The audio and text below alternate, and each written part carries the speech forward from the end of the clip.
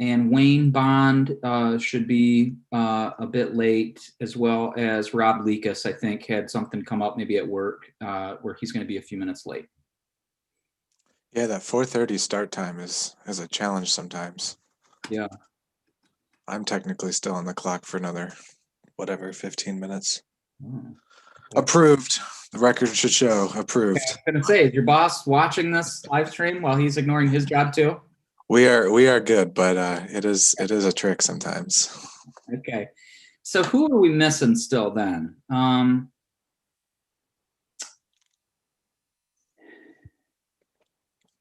are we missing?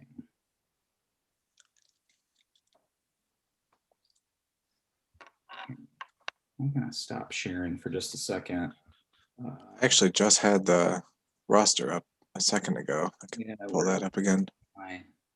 City. My email list that there it was. I mean, I think you got everybody accounted for. No, I think I'm forgetting something. That's not what I need. No, I've got the list. I don't think. Yeah, I think Gail's right. Well, then am I counting wrong? Because we've got 10 active members. Oh, Dr. Beasley. That's who it is. Right. Who is resigning because he's moved out of town. Resigning this month, right? But he's still an active member. So, okay. So let me go back here and share my screen again.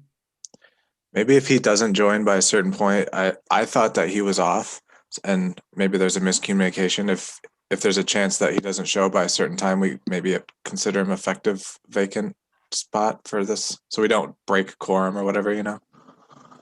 Yes, let's talk about that when we get there. Cool. So are we the Zoom recording is going? Are we live streaming?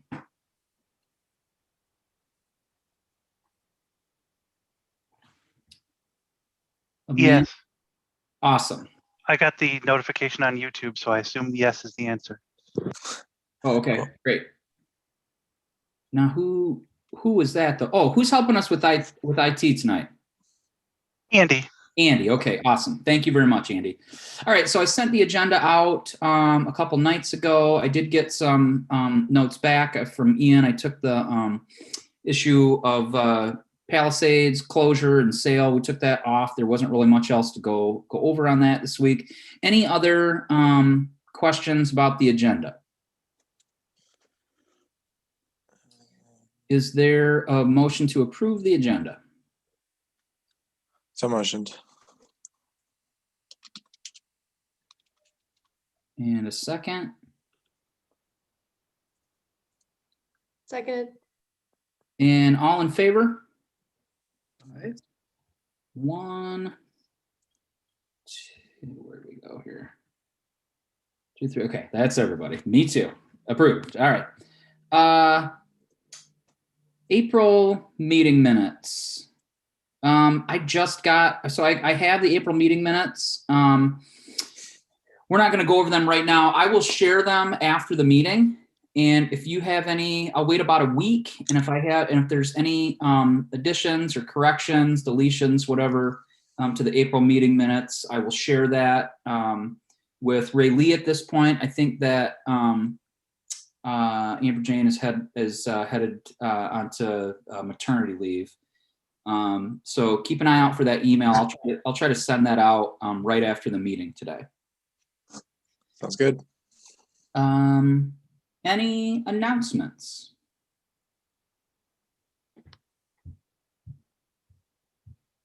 I can let you know that the Peregrine Falcon chicks are getting banded tomorrow morning at 7 a.m.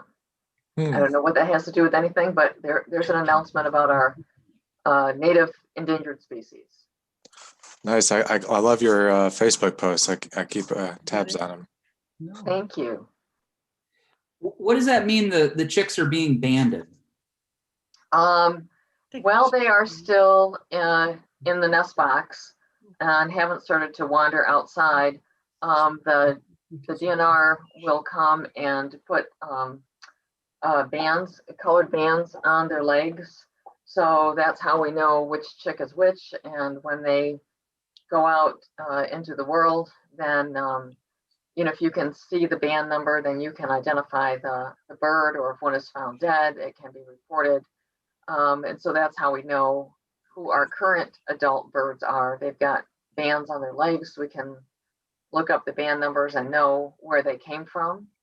So last year the chicks were not banded because of COVID. The DNR was, working under work at home orders, and it's kind of hard to band falcons when you're working from your home office. So it did not happen last year, and it's going to happen. It's going to happen this year, tomorrow morning, 7 a.m. We'll be ruffling some feathers. So to speak. Absolutely, literally, because mom is not happy about this. She is very protective, at times without regard for her own safety, and she will do anything she can to protect those chicks. So it's kind of a circus. Okay. All right. Thanks, Gail. Any other announcements?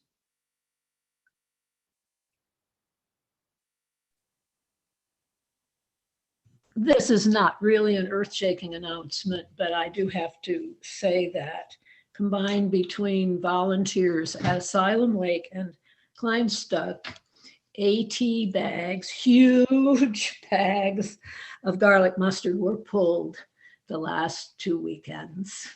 And it was for Asylum anyway, where I was, it was very enjoyable, and just everyone was in good spirits, and even those with aching backs were happy. So it was a nice gathering, because obviously we haven't had very many gatherings for a long time.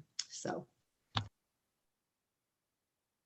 All right, very cool. Thanks, Lori. Any other announcements? All right, hearing none.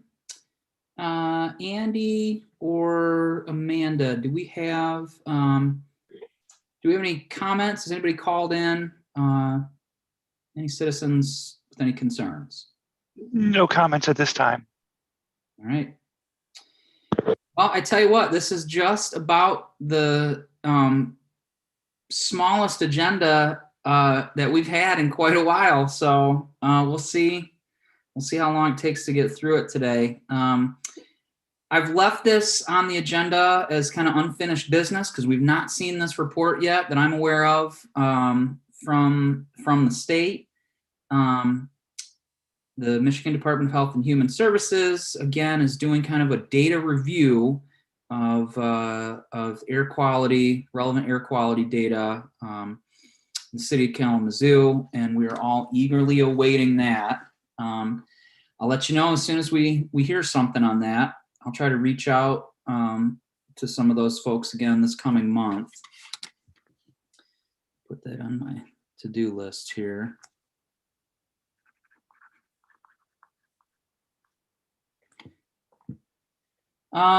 Gail and Lori had an opportunity to visit that property between Lake Street and Stockbridge again.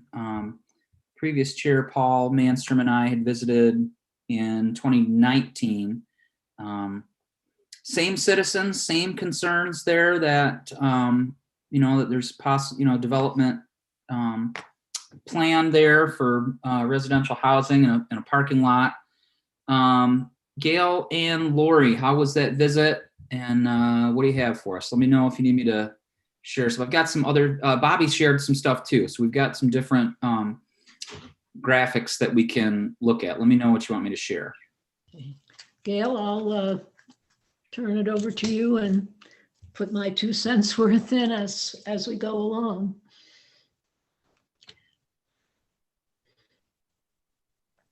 Okay. Yeah, Lori and I had a good visit on Saturday. Met with the residents that were there. We met with 4 individuals that live in that neighborhood, and they toured us through the property. you know, it's certainly a group of people who have really created and trying to create a community that are there, and it's, you know, it's obviously a you know, community of people that might be of lower income and you know, somewhat oh, what was the word I was looking for? Marginalized. The property of concern is we were given a lot of paperwork and information, and I'm not sure what the current status of the plans moving forward are, but going through the property, there are a lot of mature trees. There is part of the property that is a regulated wetland that has been defined as such by Eagle, who visited a couple years ago. There's a lot of, you know, undesirable, weedy, invasive species, but, you know, that's kind of beside the point. I think, you know, some of the residents do a good job in keeping the area patrolled in case there are, you know, people who are squatting on the property. They walk it often enough to try to encourage people to move on. And the property is currently owned by Bronson Hospital. So if there are problems with you know, homeless people or people who are trying to establish an encampment, someone from Bronson will come and you know, ask them to move on as well. So this being an exceptionally dry year, there was not a lot of the area that would be wet is currently not wet, as in, you know, kind of the whole rest of the state. But certainly the wetland area and the large trees must have an impact on flooding and how the water's handled. And I would love to have Bobby weigh in on this if he's been on the property or has some information, given his expertise in hydrology.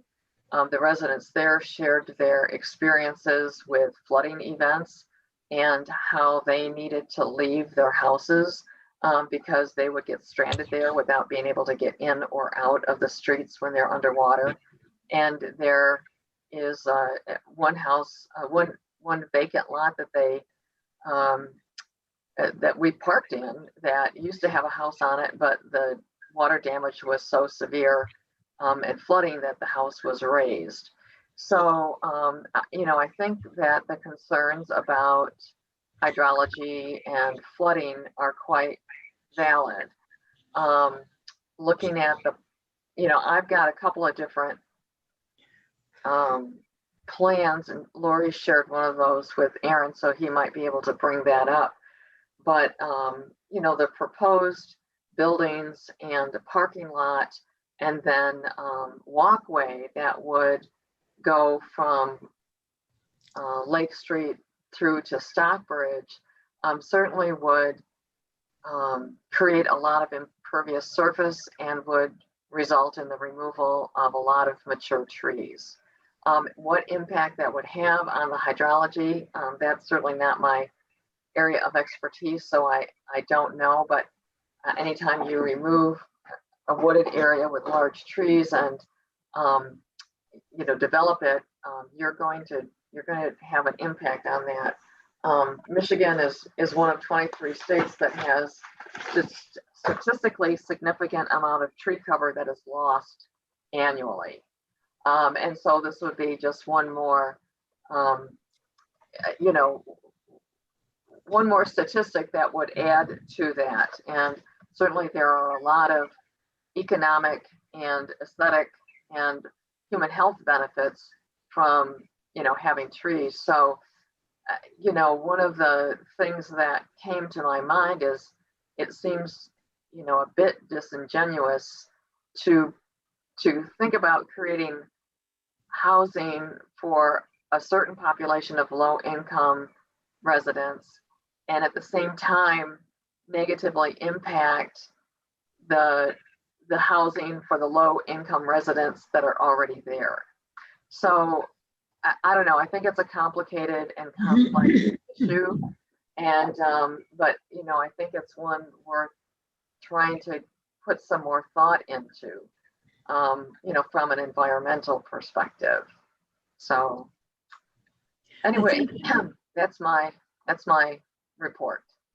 And so this is the site plan that Lori dug out of some of the material that we were given. And I've got a slightly different plan that it was in some other material, but so this is Lake Street up here. Can you see my cursor? No. Okay, that probably doesn't show. Probably Aaron, Aaron has to do the cursor thing. Yeah, no, because I'm sharing. If I could just add the detail that this is a Prine and Newhoff sketch. I don't know if that comes up on the screen, but this is a pretty definite plan. I know Prine and Newhoff doesn't get involved in something that's still very vague. And as you can see, basically what we're talking about is that this woodland cover, whether it's upper crust trees or plants, still is a cover, which makes a very different kind of atmosphere in the neighborhood than would exist if nearly this whole area were covered with either buildings, walkway, or parking lot. And I think that's kind of what Gail and I were struck with after having talked with these people. These are people who work 2 or 3 jobs to keep things going. They've lived in the houses for decades, some of them. They have made absolutely lovely, ecologically appealing backyards behind their houses, which just abut this property. And when they're talking about this, although sometimes maybe they aren't as tactful as we might wish, they have some real pain to see this area not be preserved. And that's added to Gail's and my concern about the loss of trees that is continuing in this state and in this town, which is dedicated to trying to solve the low-cost housing problem, but also to being a green city. So we feel as if this is sort of a nexus of many, many different development and ecological aspects. And we would like the ECC to become involved in some more investigation of it. And we would like to hear if Bobby knows, or if Bobby could walk the property and see from his standpoint as a hydrologist and a member of the ECC and the NFP board, kind of what you see in this. I think it needs to be investigated more thoroughly. If I can point out one other aspect of this drawing, which is really kind of hard to interpret from this drawing, but there are areas that are regulated wetland, and the proposed parking lot is on top of part of the regulated wetland. So it would need a permit from Eagle in order to do this. Now, whether or not that would be given, I don't know. But there's a small area of wetland that, you know, is under the development. And then if you can see on the upper part closest to Lake Street, that's, yeah, are you moving your cursor? Okay, so this line goes around, and then bring the cursor back, follow that line around, and now loop around. Yeah, there you go. So that's the outline of the regulated wetland area.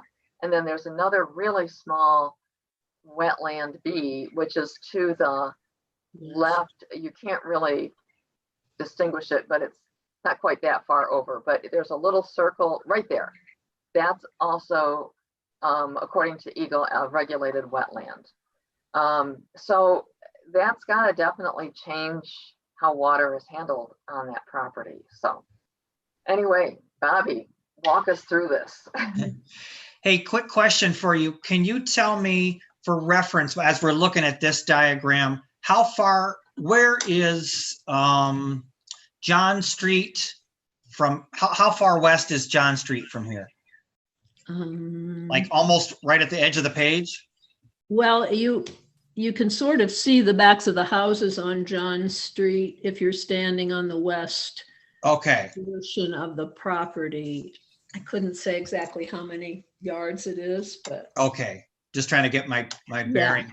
yeah. Aaron, are you able to share some of those figures that I sent to you? Yeah, which one do you want to see?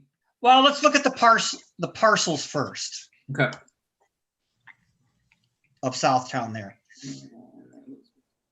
While you're looking for that, I have a quick question.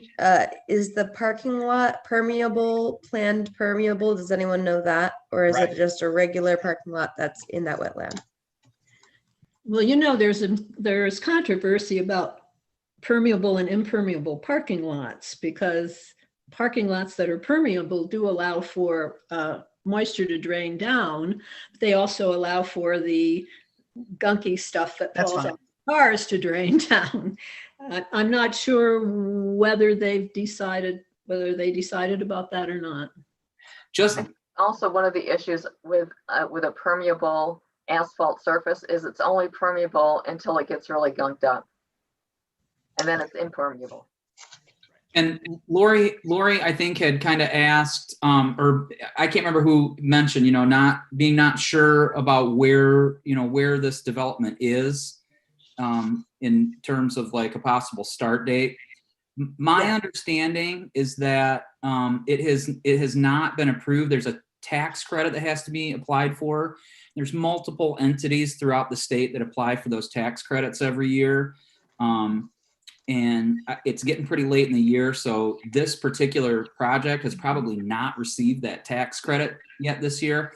With my understanding is that means that they'll have to apply again next year, but that means that they would have to go through the whole the city approval process again through Planning Commission, NFP, if that applies, all that stuff. So, all of these questions that we have about where exactly, what materials are they using, and, where exactly they plan to build, all that stuff has to get run through the wash again to get approved. So, Bobby, is this the Okay, what we are seeing here for your information is an NFP overlay, and the area that is outlined with the purple fringe around it, which I'm assuming encompasses the area of question that we're talking about, is on the proposed phase 2 for NFP. So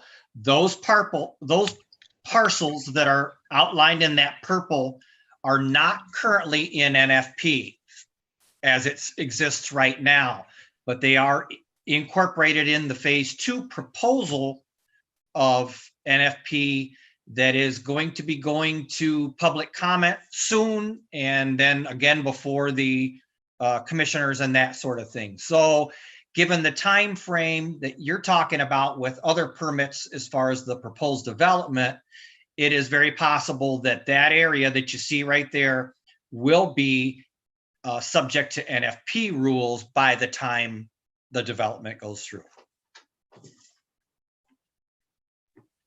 okay? Did you want to see another one of these graphics? The last one that I sent was the wetland one, because I'm a little confused on that part too. All right, let me. And it had kind of a yellow tan area. Yeah. All right. Now let me come back. I just keep sharing and unsharing to make sure that I'm not causing Oversharing. international incident. Yeah. I'm now a famous YouTube person because I don't want that. Yeah, that's the one right there. Yeah. So from my research, there are a couple different wetland, yeah, very good. Couple different wetland databases that one can look at readily available online. Interestingly, if you go to the National Wetlands Inventory, the only part that shows up as a confirmed wetland is in the middle. It's almost directly north of the Essen Stockbridge. Yeah. Okay. So what is the Big Tan area encompassing all that and a great majority of the properties that we're looking at? That area is only, and now this is from the state of Michigan Wetlands Protection Database, that tan area is soils that contain hydric indicators. So from what I see and from what's available from the state, those are not confirmed wetlands, only that one little green part within the larger tan blob is confirmed wetland. However, given that this mapped unit shows the potential for hydric soils, that would tell any future development and the regulators thereof that they will have to require a wetland delineation survey to verify whether or not wetlands are present. If they exceed 3 acres, then they are considered regulated wetlands, or if they're hydraulically connected to a surface water body. Now, one could argue that any of these lands east or west of Portage Creek are probably have a hydrologic connection to Portage Creek, but that would have to come out in whatever study is done. Also, not Bobby, I'm sorry to interrupt. Were there still kind of markers out there in those woods, Gail and Lori? Because my understanding is that what you mentioned, where somebody has to go out there and take a look, I think that happened. That maybe have been done. Okay. Were those markers out there still, Gail? They're usually pink flags. There were flags out there. I wasn't attentive to what they were or where they were, but I do have the Eagle report that was done in June 2019 of regulating the wetlands. Okay, and good. It is it's listed as 0.6 acres, and then the smaller one is less than 1/10 of an acre. Yeah. So they did go out there. Okay, good. That's good to know. It just doesn't show up on any map that I was able to access at the state scale level. So what does that mean? One can have wetlands on your property. If they're unregulated, you could do anything you want. You could backfill them, build a building on top of it, whatever you need to do. If they're regulated wetlands, in order to develop that, one has to seek a joint permit, which is part through the state and part through a National Army Corps of Engineers, because those are considered navigable waterways for some reason or another.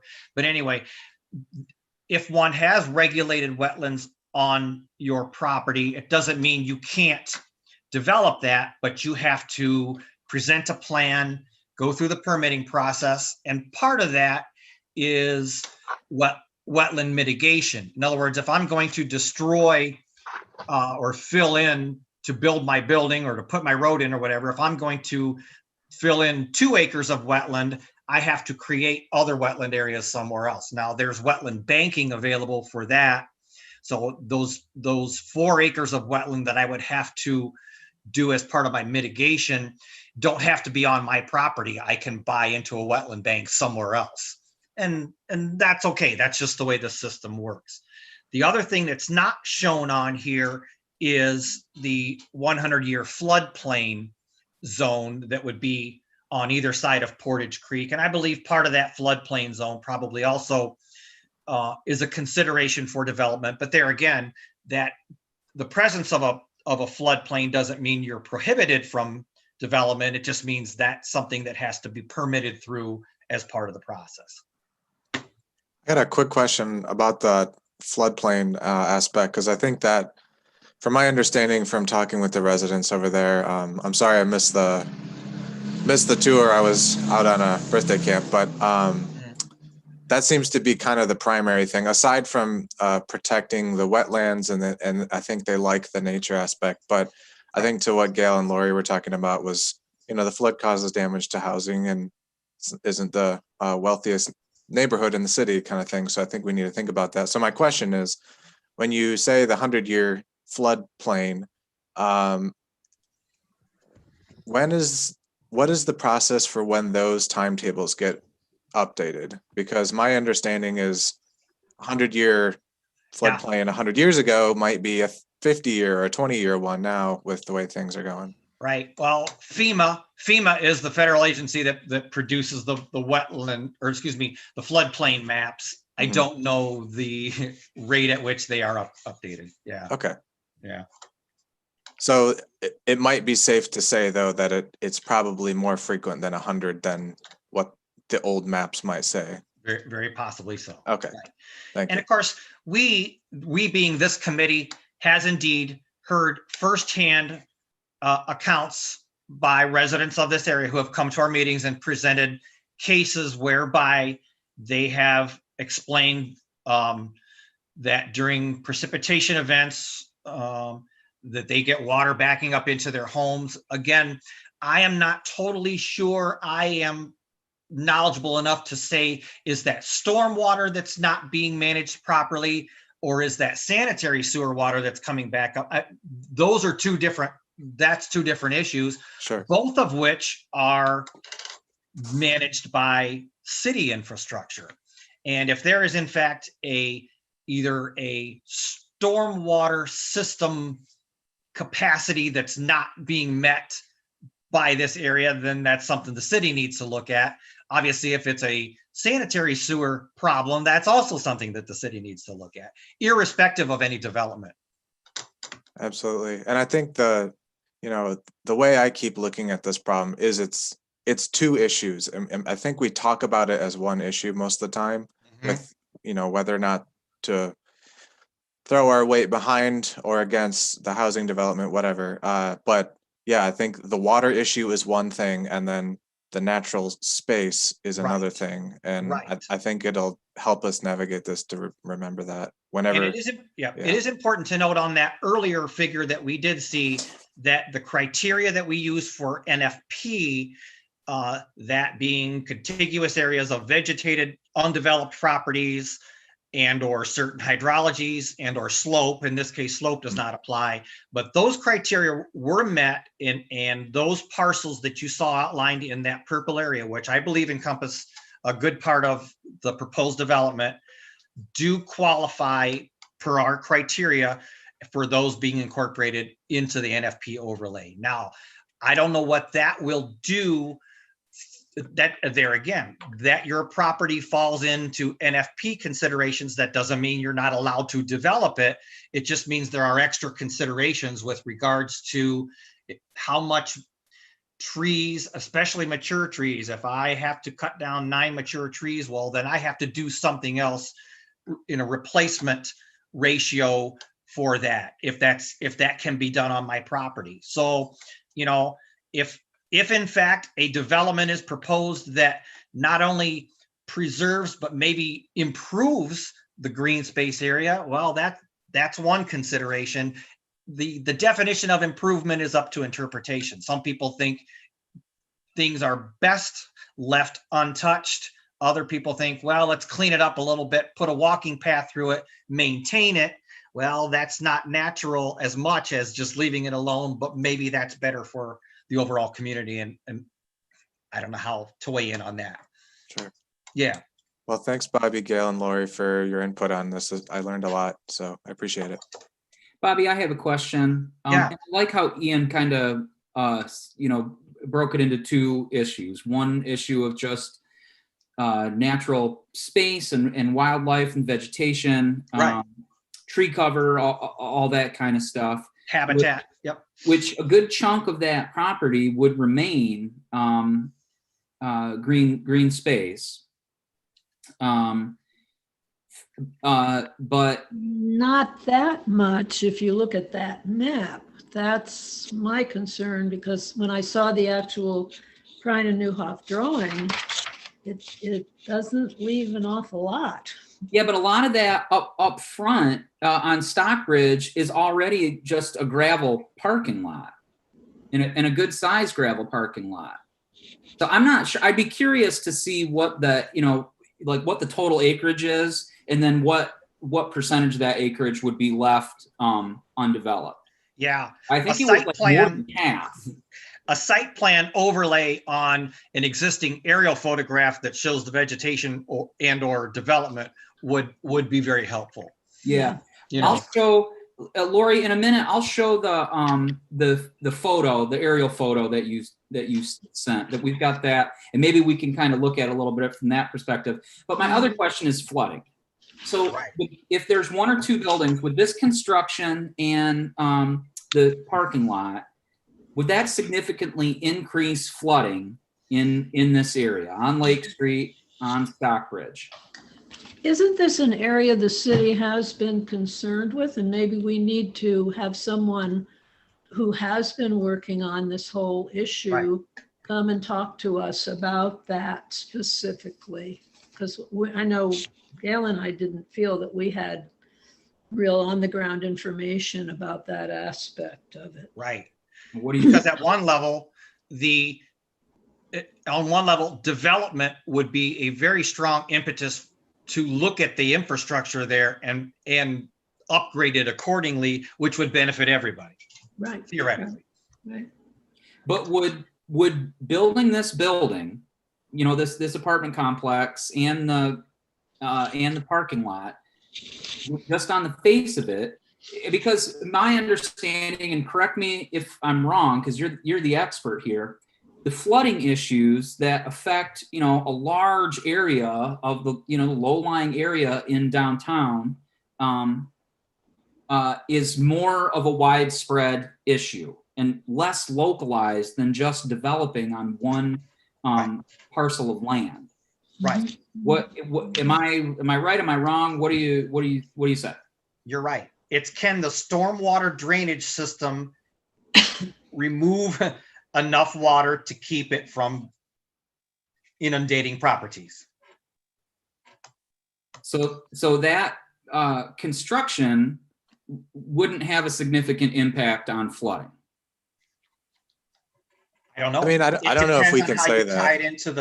Tie it into or improve the drainage such that water that is shed from your impervious surfaces, buildings and parking areas, if I create a development on my property such that all the stormwater runoff has a place to go, meaning not on somebody else's property, or doesn't increase the likelihood of flooding on adjacent parcels, then I could be 100% impervious if I manage my water properly. And it has a place to go. I believe there is a storm, a retention pond as part of the property. Sure. And Director Baker has been consulted in all of this. And I think if we want these questions answered, I know he's been in touch with Ms. McClinton and Mr. Stewart, and he can definitely answer all of the questions that we have. Right. And if memory serves, I think Director Baker provided info on some stuff happening upriver, right? Maybe it was near the Allied paper site or something to like help with stormwater management generally. Right. Does that sound right? Okay. Yeah. Tough situation. Are you, Ian, are you referring to the his proposal? I think so. Back in the fall. It was a couple months ago. Yeah. Yeah. So was that related? well, yes, Okay. I mean, that would be, but this is a large scale project that he's talking about, that at this this point is in the very early planning stages. But I feel like that's one of the biggest things that as the ECC we can be doing is advocating for that project to go forward. Nothing has been done with that yet. It would cost a tremendous amount of money, take a tremendous amount of time. But we're gonna have more flooding, and it's like running into the billions of dollars every time we have to pick up after a major flood. So again, that's when we're talking about flooding. In my understanding, that's what we need to be concerned about is Director Baker's plan there, to try to basically build a massive pipe to reroute overflow from the river around the city, so that we're not having quite as much flooding.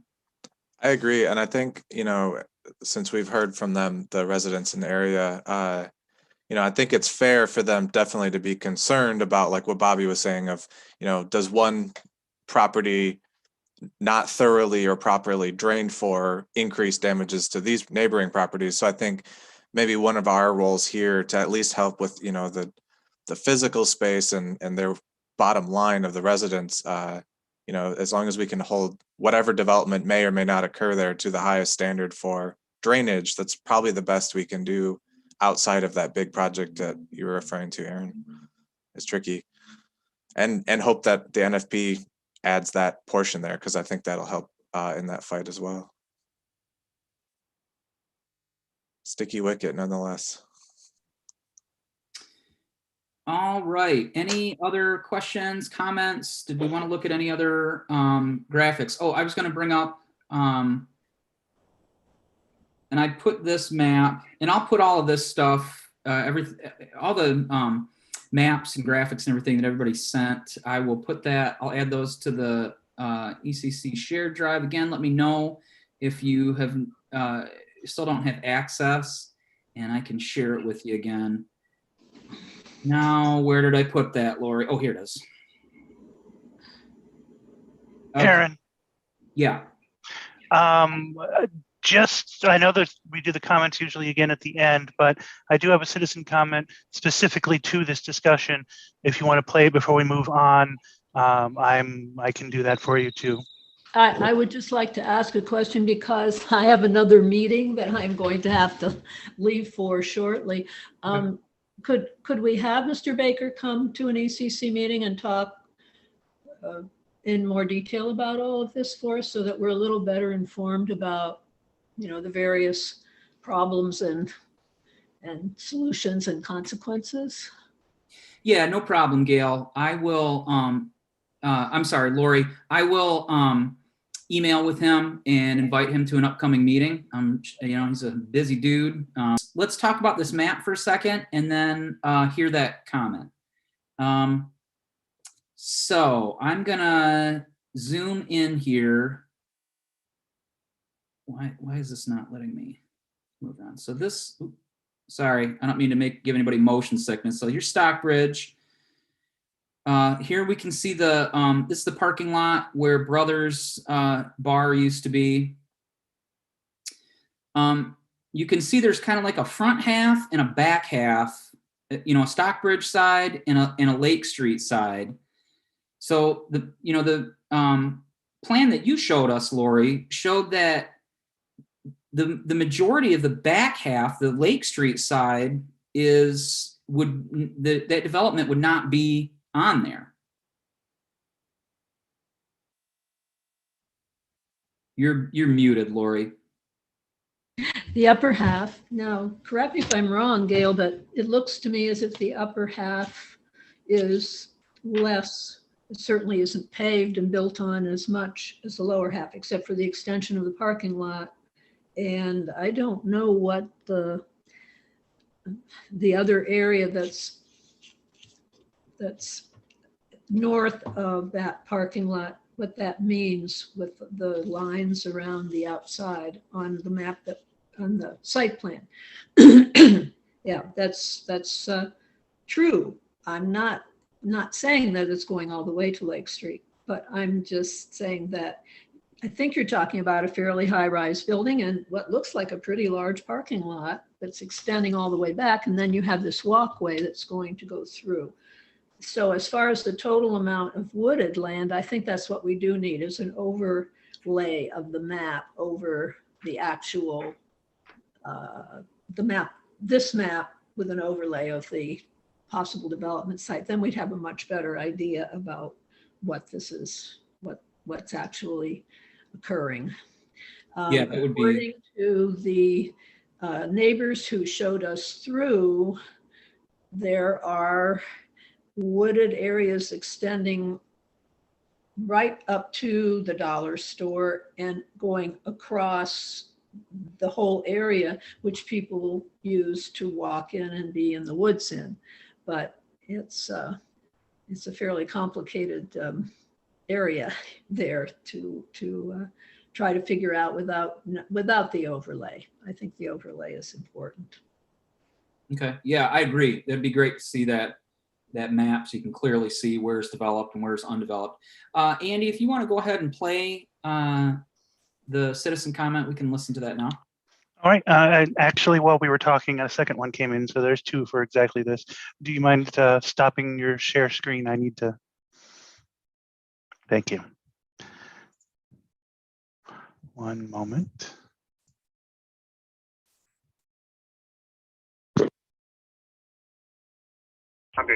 Hi, my name is Tina McClinton, and I live on Lake Street. Sorry, I didn't know your meeting was on. It just happened to turn on the computer, and you were on. My concern is we flood all the time. It's not just once in a while. We flood 2-3 times a year, every year. And yes, they can build on floodplains, but they build the properties up higher that floods out the homeowners. Right now, everything's real dry. Right now, you can see how huge and how deep that natural retention pond is on Lake and Stockbridge. And it's not just water. Our water comes up through the storm drain. It backs everything up. I don't have water in front of my home. Neither does my few neighbors, because our home is protected by the green space that is next to me. People are already complaining, oh, the deer are all over. Well, the deer have nowhere to go. If you take away all their green spaces, and they don't have one in a neighborhood, where are they going to go? Go on people's yards, go on people's home areas, and they get mad. But look, I'm trying to save this green space because it's the only one I have left in my whole neighborhood. This is it, Southtown's last green space. I've been trying to save this green space and fighting to save this green space for years now. Ever since KBCC growing field came, we now flood 2 to 3 times a year, every single year. And we didn't flood for the last year and this year because we're in a drought. But if you go back there now, you can see exactly how high that and how deep that retention pond is and how much water it has held and saved our homes from being flooded. The animals have nowhere else to live. We have hawks. We have a raven. We have an owl. We have all kinds of woodpeckers. We have all kinds of animals. This is their last home. We get trapped in our homes when we flood. We're trapped. We can't get out. We can walk across KBCC growing field, which is dry as a bone. But to drive out, we have to drive in a lot of deep water. And no one helps us. It's very expensive when you have to put in a furnace every 2 years and a water heater every 2 years because homeowners don't cover that. So that's why I've been trying to save this green space. It's a little piece of country in the city. It's quiet. It's peaceful. Poor people need green spaces. Thank you.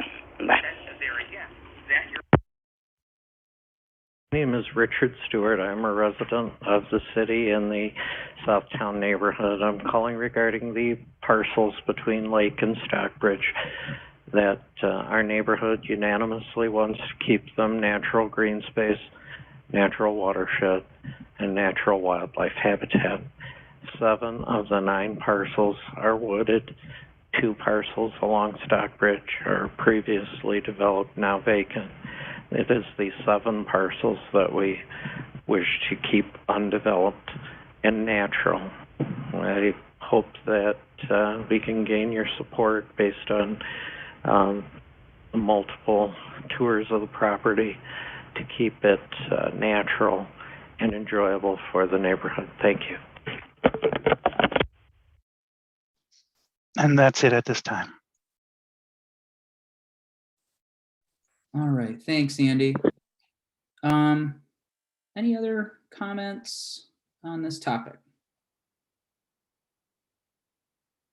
My last closing thought, just looking at this aerial, since not with all the maps today, I feel like I finally have a clear idea of what I'm looking at.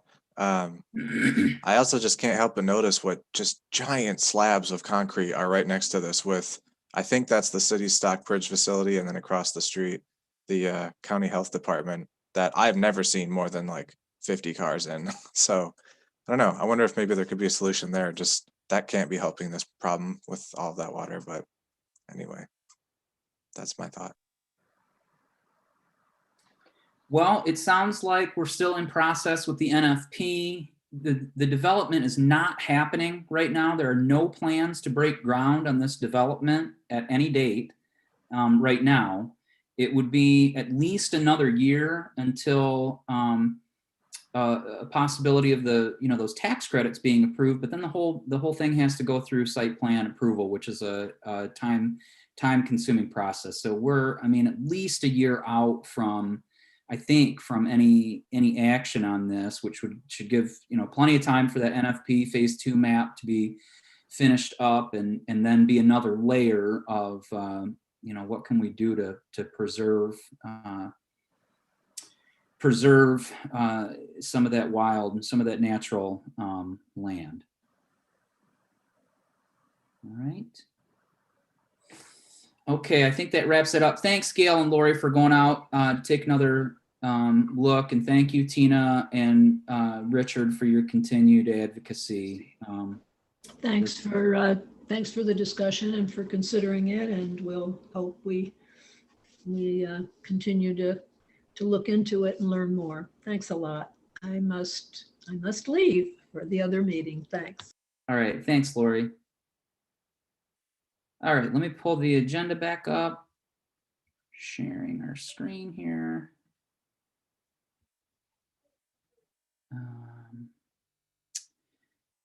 All right, new business. So Dr. Beasley is not on this month. I will communicate with him after the meeting tonight. And it sounded like he was closing relatively soon on his house. So I think that his address will it might change actually by next month's meeting. So I'll get kind of a written resignation from Dr. Beasley and forward that along to Melissa so that we can be all official with that, which brings us to voting on a new member. We had discussed and agreed as a committee several months ago that we were going to kind of go in order of when we had gotten applications, at least for the current folks that are here with us today. And Dr. Mellowish, at one point you were low man on the totem pole, and now you are at the top. So I think without a lot of discussion here,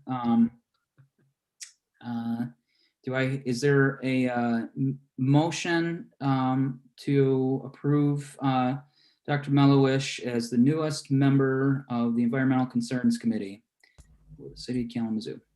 I bring the motion. Is there a second? I'll second. All right, all in favor, say aye. Aye. Aye. 1, 2, 3. That's everybody. Any nays? Thank you. All right, I think that does it. So Dr. Mellowish, welcome aboard. Thank you. I will send an official email to Melissa Drizek, our city liaison, and she'll forward that on to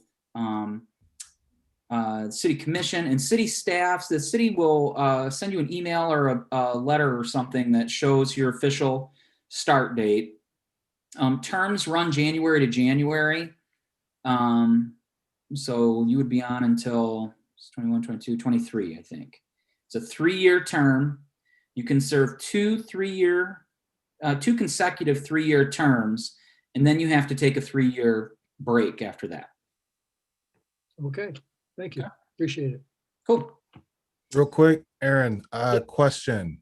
Is there anyone left in the queue for those? Can you hear me? So Dr. Beasley, Dr. Mellowish is replacing Scott Schmidt. And so now we'll have a new open seat next month with Dr. Beasley moving to Portage. So I've got we have 3 current applications. There's 4 current applications in the ECC shared drive. One of them I have not heard back from yet. I emailed and I left a message just today, but I emailed a couple weeks ago. But that applicant had applied to quite a few things. So I don't know if he maybe had found, found another committee, but I left a message, I emailed, I'm not, so I've reached out, but we've got 3 folks that would like to come to next month's meeting as applicants. So I think we've agreed on in the past our interview questions. So I'm going to try to kind of follow the same routine that we've done before. I'm going to email interview questions to all 3 applicants, maybe 4, and then I'll forward you their answers before next month's meeting. So hopefully you can review those in an email, and then we can do some follow-up questions in person at the June 16th meeting. And then we will kind of dismiss the applicants from our meeting and have a discussion and a vote to elect a new member. I don't know if you guys still want to go, if the group still wants to go with whoever applied, by the date on their application. That's what I wanted to bring up too. Yeah. Because it's the perfect time to discuss for us what would be a preference, because now Dr. Mellowish is in, huzzah. Now is the time to actually go back to square one. It's fair in that light to now be able to, as a group, decide, okay, moving forward, is it every 6 months, every opening we vote? Is there's tiers, like if someone's waiting for a year, do they get a higher? Like those things would probably need to be determined as we move forward if we were to go on a voting by queue, who's in the queue kind of. So I just want to at least bring that thought to the group. Yeah, my 2 cents would just be, my biggest concern is just expertise and diversity. I would say, so that the committee looks like the community that the committee represents. So I'm not concerned so much about the date that they applied on. That's just me though. I don't know. What does everybody else think? I agree with that, Aaron, that I think if we currently have, say, 3 applicants, that we can review all 3 people's credentials and their, interview questions and, their maybe response verbally, online, on one of our Zoom meetings, and make a decision. Are all 3, do we have a rating for those particular 3? Are they all equally qualified? And if they're equally qualified, then maybe it defaults to the date of application. If you've got 2 equally qualified people, but I think we should go on, like you said, diversity, skill set, what somebody's bringing to the table, and, if they're just, going to be a good mix for the group. And I think that's more important than the date that they applied. It's my 2 cents.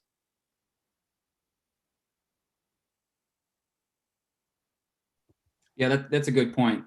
We could use the date as kind of a tiebreaker if we do have, say we like all of them, who, then why don't we just pick the one that applied,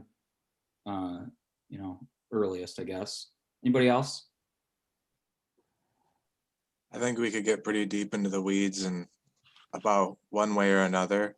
I think, I like what you're saying, Aaron, about thinking about who's on the committee and skill sets is something, but I don't think skill set should necessarily be a requirement. And I guess I'm a little concerned that, say 2 years from now, we have a different chair that doesn't care about diversity or doesn't care about it matching the city. I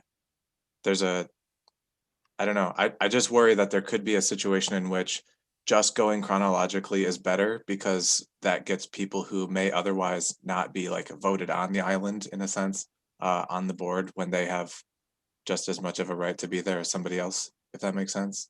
So like, I guess personally, if I had to choose, I prefer the method where we just look at everybody who's applied, given up to a certain deadline or something.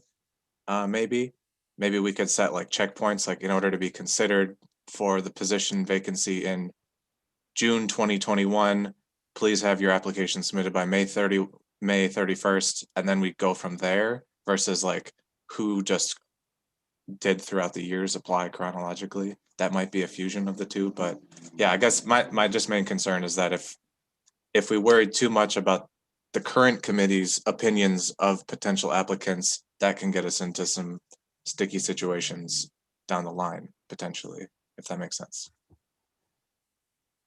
So I guess what I'm proposing is maybe we open it up, like really publicize. If you're interested, we got one vacancy, have your app in by the end of the month, or I don't know, the Monday of the Wednesday before our next meeting, and then we can review those applications. That might help.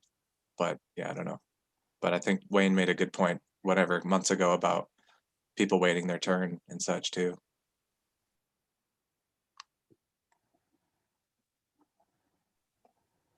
Anybody else?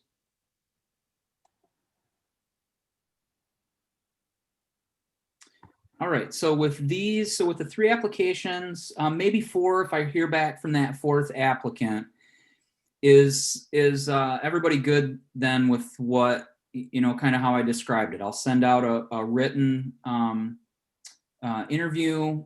I'll give them a little time to get that back. I'll forward that all on to you, and then we'll do follow-up questions in person at next month's meeting. I like that plan. Maybe once the next person is on, hopefully we have like a full group for like at least a month. Maybe once we have like a fully full group, then we can revisit this topic. Just if that sounds good. Yeah, that sounds great. I second that idea. Okay. All right, cool. Moving on to subcommittee reports. Will we make the 6 o'clock end time? We'll see. It's going to be a close one. It's going to be a squeaker. Wayne says no. NFP Review Board. Bobby, have you guys met lately? Where are we at with the phase 2? Well, you saw a small portion of the phase 2 proposed map. And yeah, there are quite a bit of new areas proposed to be incorporated into the NFP overlay. We are getting that to a point where we're going to go public with it and put it out there for public comment and review prior to going back to the commissioners. And that's where it's at this point. But within the next couple months, it will have undergone that review process and be back to the commissioners by the end of summer.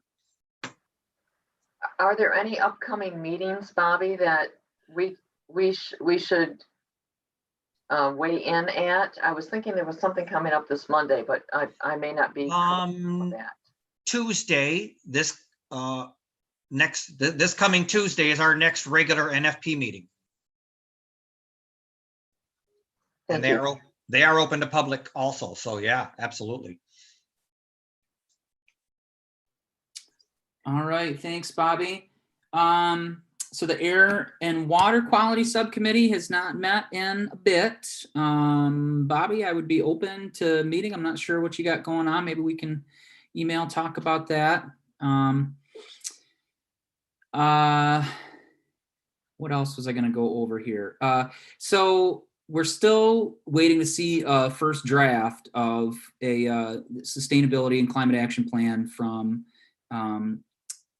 the city, from Jamie McCarthy. Jamie McCarthy is trying to get together a small group from the ECC and I think some other folks. She still wants to go over the draft that we saw back in February, coming up in the next few weeks. So I think Gail and Sharon and Ian are a yes for that meeting. Do I have any other ECC members that would like to? I'll be at that meeting also. I'm very eager to get this moving. Anybody else interested in joining that meeting? I'm sure it would be a Zoom meeting. I'm not sure how much longer, everything's going to have to be remote. I'm looking forward to getting back to seeing some of you folks in person. Okay. On that quick note, actually, since I guess we're already past the new business portion, whenever it gets announced that like we can have in-person meetings again, is there any rule preventing us from holding our meeting in like Bronson Park, like across the street from City Hall? Like if we were still outside, I didn't know if we had to be at City Hall. No, not at all. There's no rule. We can, convene our meeting wherever. Cool. Just a thought if whenever we come back to it. I just wonder if it's going to be online or we're going to receive feedback electronically, that it would have to be wired for sound.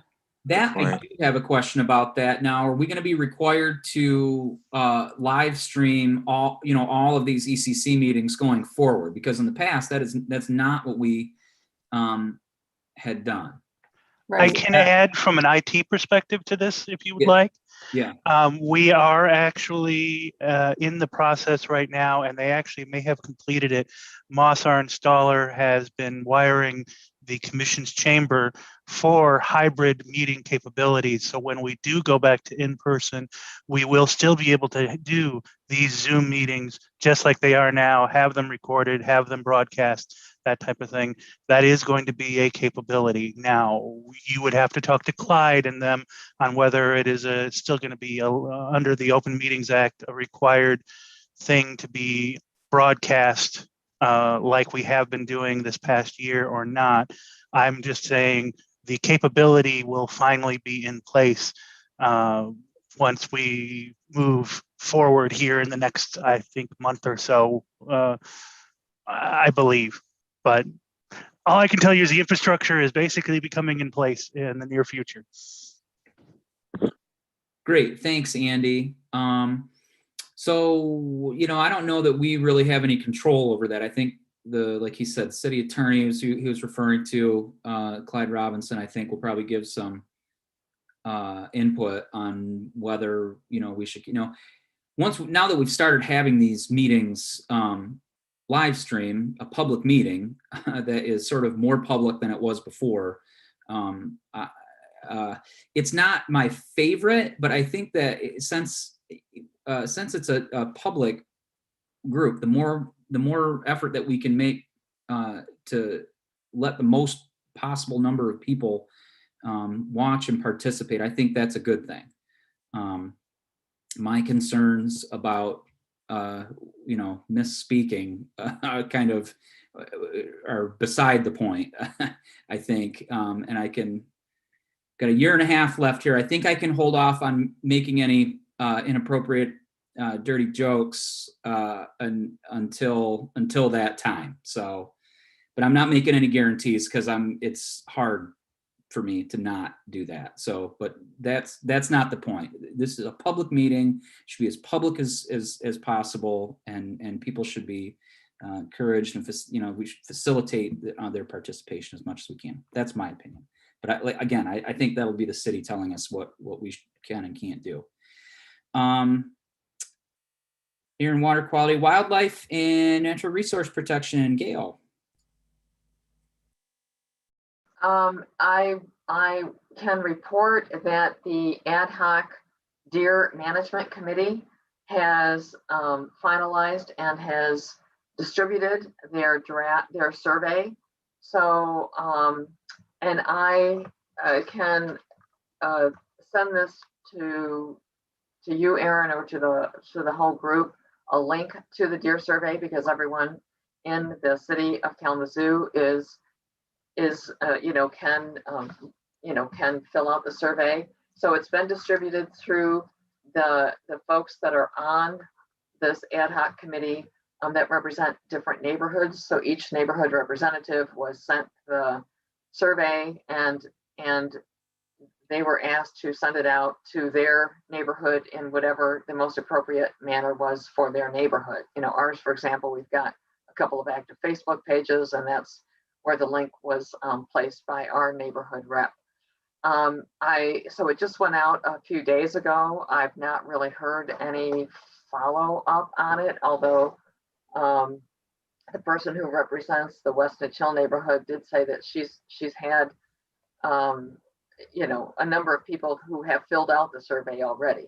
So, and I believe that the survey is going to be available, I don't remember for how long. Maybe Dr. Mellowish remembers how long it's going to be, survey results are going to be collected. And I just don't recall. I think it's through June, if my memory serves me correct, but it may not.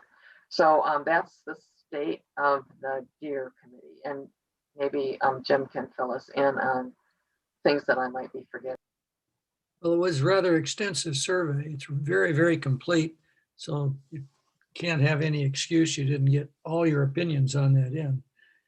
I don't remember a deadline for it. I thought we were going to see what kind of a response we got online and then review the total response. And if the numbers were great, leave it as it is.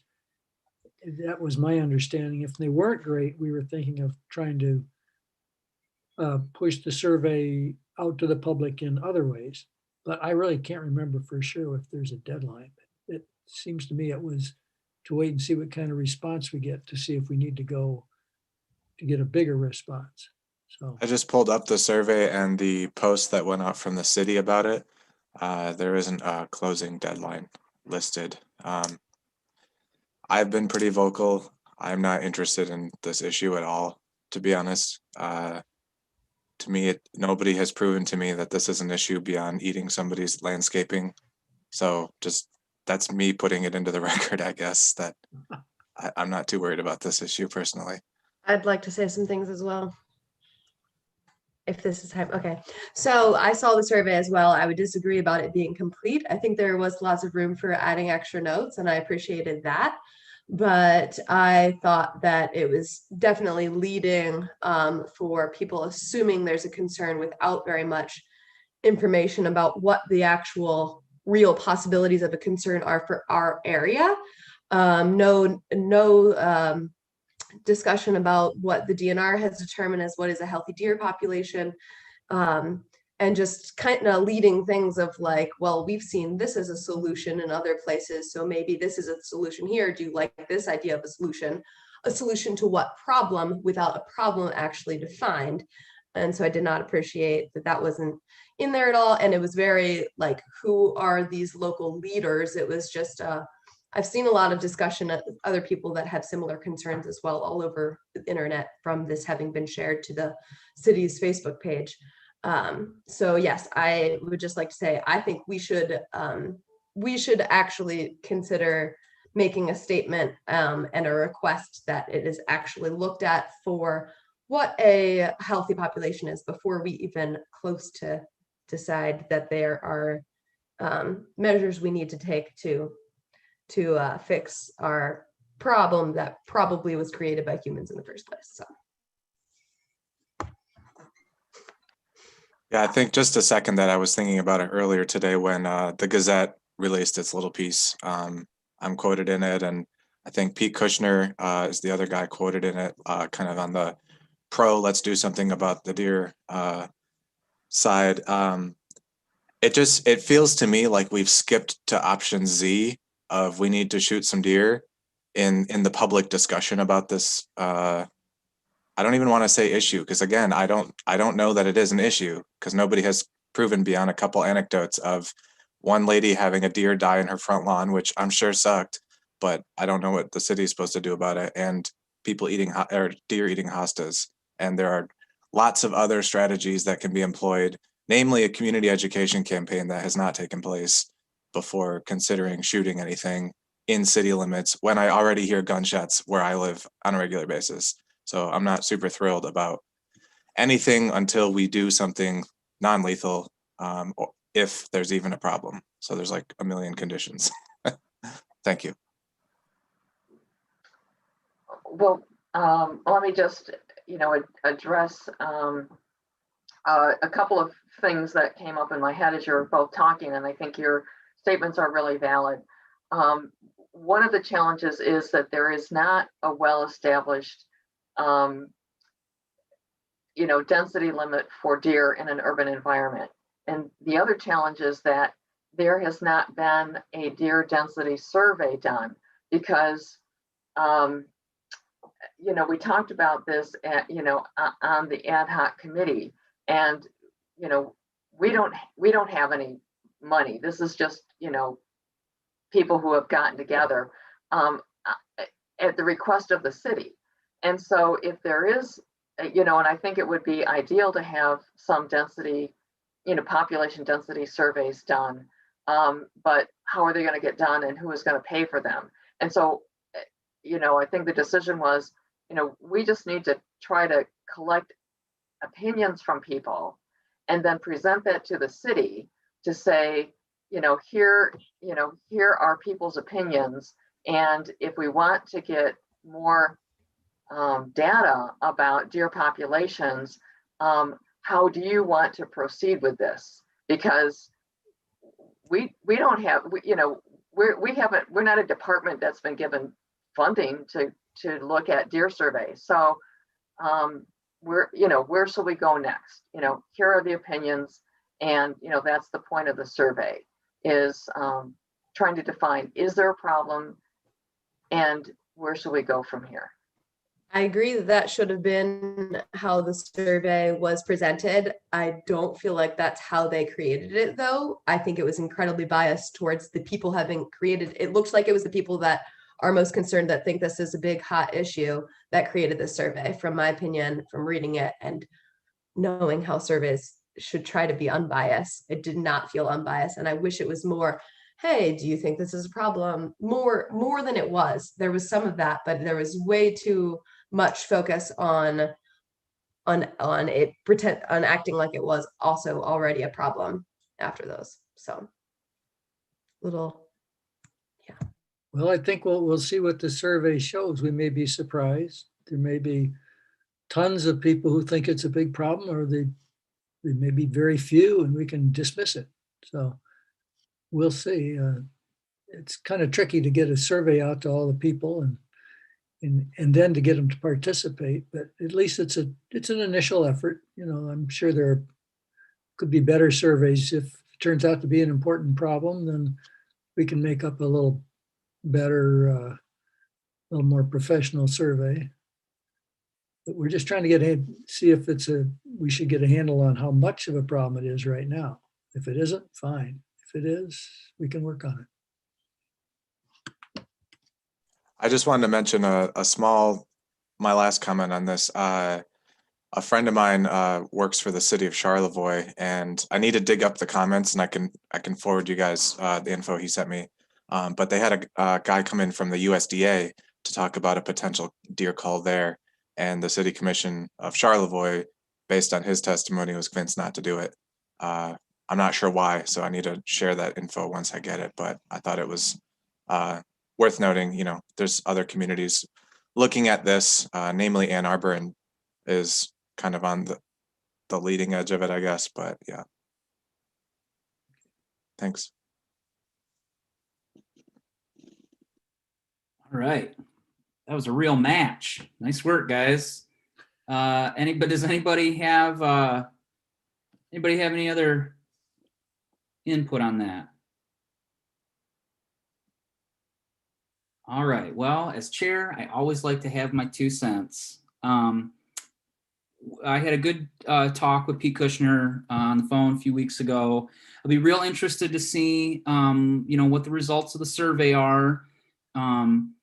I've seen on the Asylum Lake, or maybe it's the Asylum Lake page. I can't remember which page it is on Facebook, but I think it was a link to the survey saying, take this survey so that we can, collect some information about the deer overpopulation issue. So there's already an assumption in that, in that post, that there is an overpopulation issue. And then for me right now, I can always be swayed by data. So if there's data that we see that Lyme disease is increasing, if chronic wasting disease is starting to creep in, deer car collisions, or, I think what Gail has brought up in the past of, because the deer herd is a certain size, they may be, without natural predators, because as I'd like to point out again, we killed off all the wolves. So now we're talking about killing off some of the deer. But if there's so many deer and they're chewing, mowing through all the underbrush, that could also affect the balance of the ecosystem. That's an issue too. There's some legitimate issues. But when I read, we're looking at, strategies for deer management. Is it deer management or is it property management? Because until I see, some data that shows some harm to the human population or to the deer population, I'm still just really skeptical of that. But I'll be real interested to see what the rest of the community thinks about it, and so it's an ongoing thing. As far as the ECC making some type of communication about it, Sharon, my opinion right now is that we kind of have to wait to see what the results of the like Gail said, it's an ad hoc committee. There's no city money that is allocated for any type of call activity. And so I think that, if it looks like it's starting to head towards some type of deer management activity, well, based on what? And then we can, put in some type of, we think yes or we think no. Right now, which is unusual for our committee. We're usually pretty kind of agree on most things, but I think the debate continues here. I didn't know you were going to say more before you asked if there was final thoughts. So if I could say one more thing. Yes, please. And thank you. I get that the survey's out there and that we should definitely, I'm very excited to see what data and things we can learn from that. However, also that is the general population of Kalamazoo and not an expert opinion. And because it was placed in a biased way out there from unnamed people to the public, there was lots of discussion of who did this from people and names thrown around, but nothing very publicly out there. I think we do have a possibility of having a position pointing out the biases that do seem to exist in there, or at least saying like something about how the DNR has not determined this to be an unhealthy problem. We're trying to gauge, like this survey is gauging that, but I just, because it's biased, I think that's, we kind of do have a position to be able to make a statement. Yeah, I mean, if you wanted to draft something and bring it to the next meeting, I'd be happy, we can have a vote. I'd be happy to send it on to city staff so they can kind of hear what we might be thinking. As far as I don't think there's any kind of secrecy or mystery around that survey. Pete Kushner, who's the president of the Winchell and Oakwood, right? Winchell and Oakwood is like one association. Yep. He's leading the charge. So he either, I think he probably made an outline and got some input from the other neighborhood association leaders and any other members of the ad hoc committee. So that's where it came from. I don't think it just wasn't clear on the city's posting. And so the groups that it was shared in, I kind of thought that was very possible, but I don't want to say that because it wasn't blatantly out there. So it wasn't super obvious to people that aren't deeply have been hearing about all of these things like we have. So I didn't want to say that, assuming without it being crystal clear. But yeah, okay. Since the survey hopefully will be going for at least another month, I'll try to come up with something. Okay. Yeah, I'll be happy to help out. There is representation from the ECC on that committee. I'm a member and Dr. Mellowish are members, and like a lot of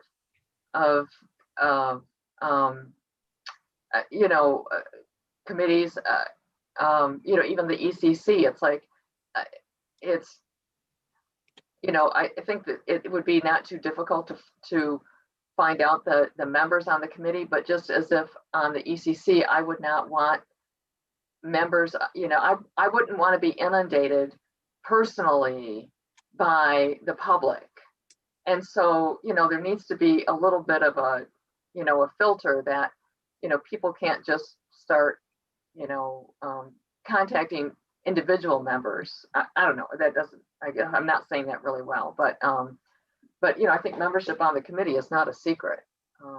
I think Sharon's point is that we're debating what city policy when it's a survey not designed and vetted by anybody else, but the people interested in this so-called issue, I guess. So like there is the bias, is it's essentially an advocacy group for an issue, and we are being expected to take those results as, concrete and resolute when nobody else that's a non-interested party, i.e. some city official perhaps, vetted the survey to our knowledge. Is that correct? It was vetted to the city.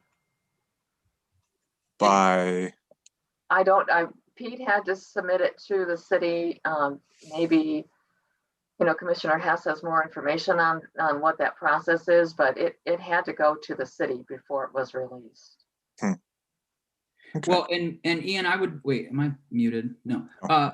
Ian, I would not describe the ad hoc committee as an advocacy group. I mean, I think Dr. Mellowish has, shared his opinion with us, but the heads of the other neighborhood associations, I don't know that they're necessarily for or against anything yet. Okay, I think that's probably fair to say. I guess I just really feel like this whole thing is being framed from there is an issue, what do we do about it? When again, there is no evidence this is an issue. That's the thing that I want to be clear. And I know we've talked about we need to bring in some more data, and that's great. And Sharon and I can work on that together going forward. But again, there's no evidence this is an issue, and we're treating it as if it is one. And that's the problem that I think at least we have, the two of us. Okay. Yeah. Okay. All right. I think we're good there. Looking for some head nods. I think we can move on. Awesome. Waste management and litter. Sharon, we did get together last week. Sharon, you want to go over what we talked about? Sure. I mean, do you want to? I don't have anything specifically prepared. We did meet, we plan to meet again before the next meeting. Yeah, we mostly talked about litter for the most part, didn't we? Yeah. Mm-hmm. And we're getting together again, hopefully in a few weeks, or whenever we can meet, kind of knock our heads together again. It's a big issue, and so I don't know. I feel like we were kind of nibbling around the edges at our meeting, and maybe hadn't come up with any great concrete ideas, recommendations that we could make to the city to address litter issues. One thing I mentioned is maybe coming up with a kind of running list of neighborhood associations, church groups, public, private groups, whatever groups are doing litter pickups, whether they're regularly scheduled or just one-off things. It might be cool for, I don't know if that's something that the ECC could do or city staff could try to arrange, where we can see where and when there's ongoing efforts to clean up litter, and to kind of coordinate those efforts so that it's not always the same group of people in the same two parks, for example. There's a way to spread groups out across the city to hit spots that still haven't been picked up. I think that might be just basic coordination. Can't be a very expensive thing to do. Rob, is Rob still there? Rob, did you want to put your 2 cents in? On the litter? Yeah. Yeah, I'm still trying to follow up with a couple of those corporate initiatives to, I think I was kind of tasked with the big corporations versus mom and pop shops. And yeah, I have not heard back anything that I can share it. Yeah, I feel like we don't have too much to present yet, except for we just started meeting. So yeah, I'm looking at our notes again, and yeah. Okay. All right, so we'll send, are you gonna do a doodle poll again? Okay, awesome. So we'll keep an eye out for that. Planning Commission, Ian. I actually have nothing to report because I think I need to reach out to Pete Eldridge. The meeting calendar doesn't seem to match what's happening. They were supposed to have a meeting on the 6th and I must have missed it, and there's no documents or YouTube recording of it. Andy, am I perhaps wrong? Are those not public meetings? Which one? I'm sorry. Planning Commission. Pretty sure the last one got canceled. Okay. And Thank that's why, because I will say all public meetings will show up in YouTube. And I'm pretty sure that one, if I'm not mistaken, was canceled. And mind you, not obviously canceled. One thing to make sure you keep an eye on is the city page under virtual meetings. I believe there was a last second cancellation notice on that one because I believe I actually showed up for it and was like, But yes, that would have shown up and would have been on YouTube if it had existed. So it did not actually happen. Good to know. Thank you. That's helpful. So yeah, nothing to report right now then. A long-winded answer. All right. All right. Thanks, Ian. Gail, any update from the tree committee? I have nothing to report. Okay. No news. Asylum Lake policy, Alpa, Sharon. There were 2 successful weekends of garlic mustard pooling that happened. That's really the only news. I think we canceled our meeting for the month because there was the 4 volunteer sessions, 2 hours each. I don't know if Lori has anything to add, but like she said earlier, lots of garlic mustard was pooled. Cool. Rob, anything from Parks and Rec? An effort of being brief, the talk that had been discussed about residents adopting a park that they were passionate about and pretty much being the point of contact has now gone into effect. You can go to Kalamazoo Parks/adopt, and I believe there's still about 20 parks and 18 green spaces still available. You click the link, you tell a little bit about yourself and your intentions, and you can apply to become the ambassador of your local park. Cool. That program might be a good place for us to start with, kind of organizing, keeping kind of a running tally of litter pickup efforts. Yeah, I mean, obviously, I would recommend everyone on this board apply to find their closest park and kind of spearhead the effort and raise awareness and get people involved for sure. I did for mine, so we'll see if it's proved. Cool. Yeah, a little side note on the litter issue. I just saw it right before our meeting. Downtown Kalamazoo Partnership has, I think they're calling city ambassadors. And to date, I think in the last couple of months, they've picked up almost 2 tons of trash. That's awesome. So some progress downtown. Awesome. I did see some of that happen. Cool. What's that called again? The Downtown Kalamazoo. Oh yeah, they're ambassadors for the Downtown Kalamazoo Partnership. It used to be called, oh man, Jean, do you, excuse me, Commissioner Hess, do you remember? It's fine. Is it KCDP, the Kalamazoo Yes. City Downtown, whatever, but it's now Kalamazoo Downtown Partnership, headed by Andrew Hahn. They'd been planning to do it last year, but COVID took that away. Okay. Thank you.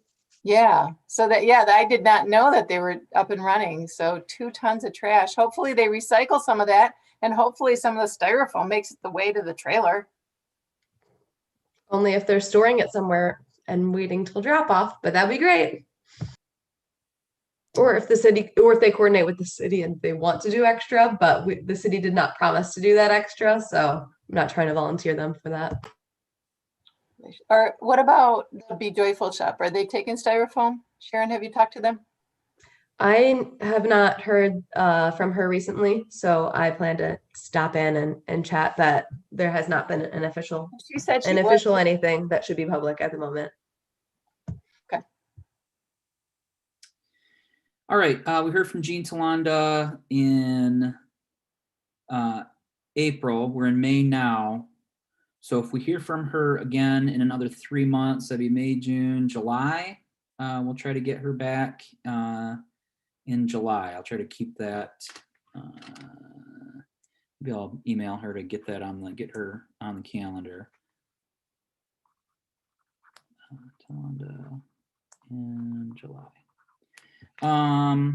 Kalamazoo River Watershed Council, Scott Schmidt was covering that. Do we have any volunteers to look into kind of keeping up with any meetings or emails, communications from the Kalamazoo River Watershed Council? We will be voting on a new member next month, so we could possibly task the new person with that job. New people are generally more amenable to joining stuff because they're new. So I can do it in the interim. I've been trying to follow some of the river stuff, especially with the Morrow Dam. Moments ago, I was talking about evidence for the deer thing, so I'm about to share an anecdote, but I did see anecdotally, the paddle club has reported that some parts of the river are looking better. The dredged parts towards the dam are looking better, and the water is clearer upriver or downriver. But a lot of work needs to be done still from that group. But I will have more to report next month. Okay. All right, last item on the agenda here is Odor Task Force. Then I did not make the last meeting because it was during my work hours. The next meeting is upcoming this Thursday, and I'm just about done working. I think I've got some personal time I can take for a couple of hours so I can get an update on what's going on there. I'd be real interested to hear how things are coming along, what the data looks like from the EnviroSuite monitors from the city and from graphic packaging. It's heating up. So as you're driving around downtown, northeast corner of the city up into Parchment, take a sniff. Is it working? Are their processes changing? Are those older scrubbers working? We'll see if our friend Monica Brothers at Eagle is going to be receiving any more odor complaints. But that is it, I believe, for tonight. It's Small request before you close the agenda. Can you put a parenthesis question mark next to me? Because I would like to open that up to the new person, but I'm happy to do it in the interim. Thank you. Okay. All right. Anything else for the good of the order? No. Gail, can I give you a call in a minute? You got your stuff and you headed somewhere? Yeah, I'm headed to the kitchen. To eat. Okay. I gotta fix dinner first. So Okay. yeah, if we could talk later in the evening, like in a couple hours. That'd be great. Yes. It's Yeah, just that would a short question. that would be great. You got my number? Yep. Yes. So yeah, give me a call a little bit later. Great. Thanks, Gail. Sure. So that is it. The meeting is adjourned. We will see you all next month. And thanks again. Quick question, Aaron. Regarding those new members, do you think we could maybe get like 2 weeks or something to review with those questions? I can't remember if we've shared that or not before. Yeah, I will send the interview questions out to those folks, and as soon as I get them back, I'll forward them on to everybody. Perfect. Thank you. Good. All right. Thanks a lot, guys. We'll see you next month. Bye, folks.